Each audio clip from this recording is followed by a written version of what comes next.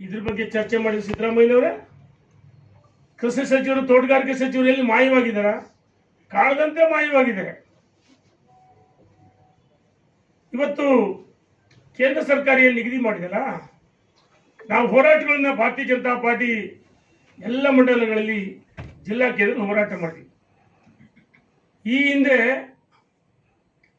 Urea ಗೊಬ್ಬರ, ರಸಗೊಬ್ಬರ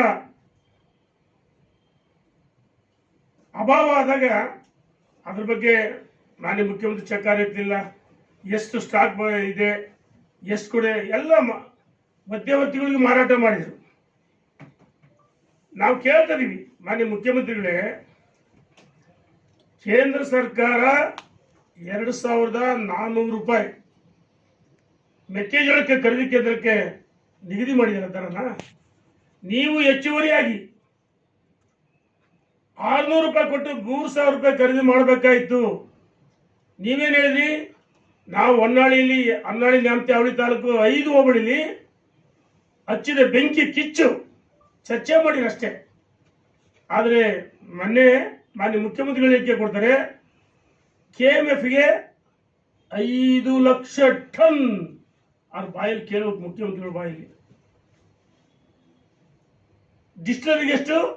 24,000 ton. ರಾಜ್ಯದಲ್ಲಿ ರೈತರು 70 ಲಕ್ಷ ಮೆಟ್ರಿಕ್ ಟನ್ ಬೆಳೀತಾರೆ ಮೆಕ್ಕೆಜೋಳ. ಇದ್ರ ಬಗ್ಗೆ ಆದ್ರೂ ಚರ್ಚೆ ಮಾಡಿದ್ರ? ರೈತರ ಜ್ವಲಂತ ಸಮಸ್ಯೆಗಳ ಬಗ್ಗೆ ಚರ್ಚೆ ಮಾಡಿದ್ರು ಮಾನ್ಯ ಮುಖ್ಯಮಂತ್ರಿಗಳೇ?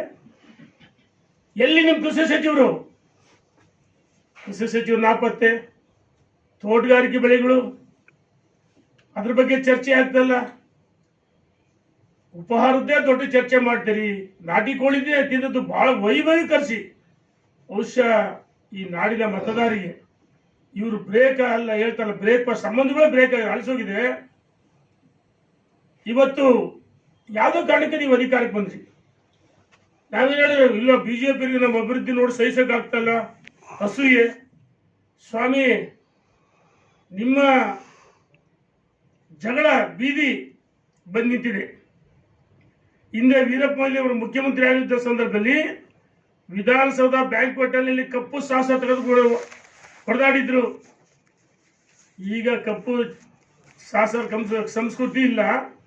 ಚಾಕು ಚೂರಿ, ಚೈನು, ಮಚ್ಚು ಲಾಂಗ್ ಹಿಡ್ಕೊಂಡು ಹೊಡೆದಾಡಿಸ್ತಿದ್ದಿ.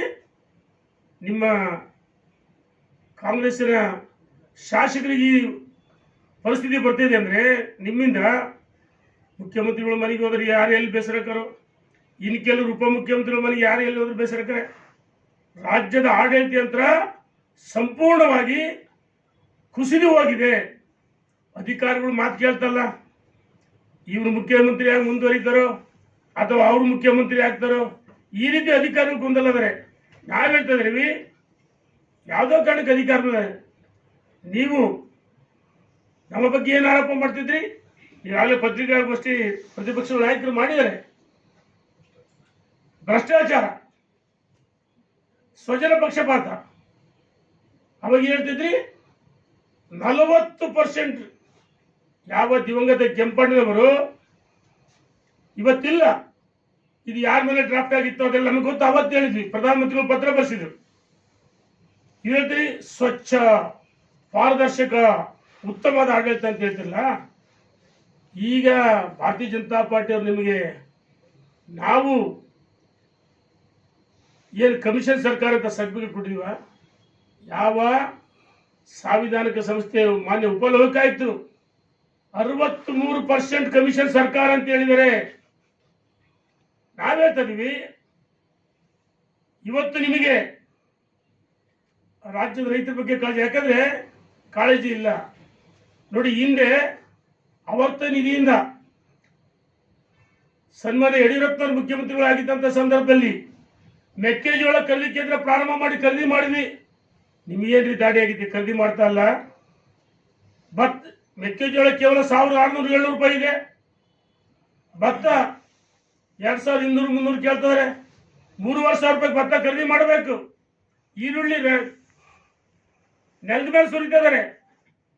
ಹಾಗಾಗಿ ನಾವು ಒತ್ತಾಯ ಮಾಡ್ತೀವಿ, ತಕ್ಷಣ ಇವ್ರೇನು ಆದೇಶ ಮಾಡಿದರೆ, ಒಬ್ಬ ರೈತನ 5 ಕ್ವಿಂಟಲ್ ಮೆಕ್ಕೆಜೋಳ 5 ಕ್ವಿಂಟಲ್ ಮೆಕ್ಕೆಜೋಳ ಖರೀದಿ ಮಾಡಬೇಕಂತ ಆದೇಶ ಮಾಡಿದ್ದಾರೆ. ನಾವು ಹೇಳ್ತಿದ್ದೀವಿ ಯಾವುದೇ ಲಿಮಿಟ್ ಇರಬಾರ್ದು. ರೈತರು ಬೆಳೆದಂಥ ಸಂಪೂರ್ಣ ಭತ್ತ ಮೆಕ್ಕೆಜೋಳ ಖರೀದಿ ಮಾಡಬೇಕು. ಈಗಾಗಲೇ ರಾಜ್ಯ ಭಾರತೀಯ ಜನತಾ ಪಾರ್ಟಿ ಮತ್ತು ರೈತ ಮೋರ್ಚಾ ಅಡಿಯಲ್ಲಿ ಸುವರ್ಣಸೌಧ ಮುತ್ತಿಗೆ ಆಗ್ತಕ್ಕಂಥ ಕಾರ್ಯಕ್ರಮ ಈಗಾಗಲೇ ಎಲ್ಲ ಮಂಡಲಗಳಲ್ಲಿ ಜಿಲ್ಲಾ ಮಟ್ಟದಲ್ಲಿ ಆಗಿದೆ. ನಿಮ್ಮ ಭ್ರಷ್ಟಾಚಾರ, ರೈತ ವಿರೋಧಿ ಸರ್ಕಾರ, ಇದನ್ನ ರಾಜ್ಯದ ಜನರ ಮುಂದೆ ನಿಮ್ಮ ಸರ್ಕಾರವನ್ನು ಬೆತ್ತಲೆ ಮಾಡ್ತಕ್ಕಂಥ ಕೆಲಸವನ್ನ ರಾಜ್ಯ ಸರ್ಕಾರದ ವೈಫಲ್ಯ ಕಟ್ಟಿಸಿ ಹೋರಾಟ ಮಾಡ್ತೀವಿ.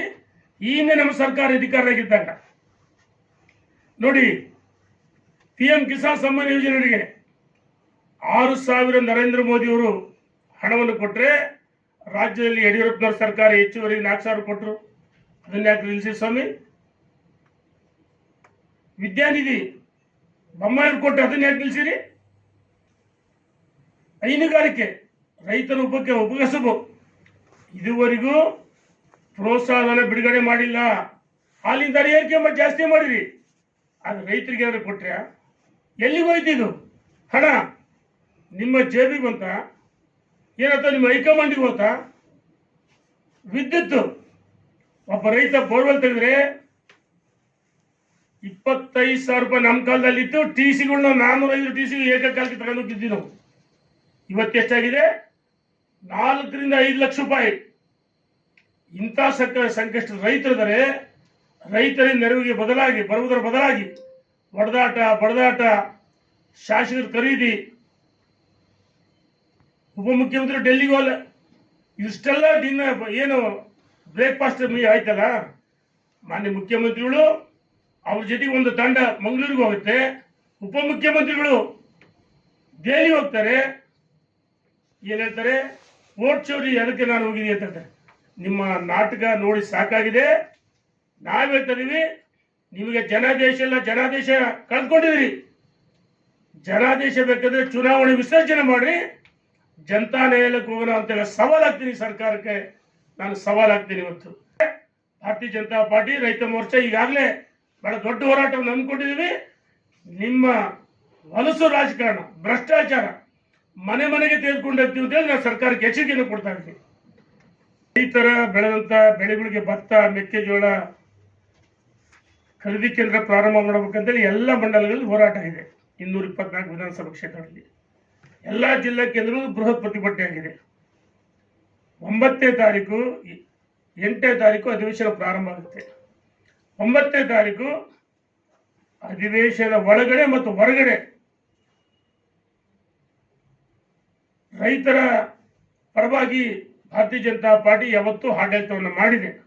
ಹಾಗಾಗಿ 9ನೇ ತಾರೀಕು ಪಾದಯಾತ್ರೆ, ಸುವರ್ಣಸೌಧ ಮುತ್ತಿಗೆ ಕಾರ್ಯಕ್ರಮ ಇದೆ.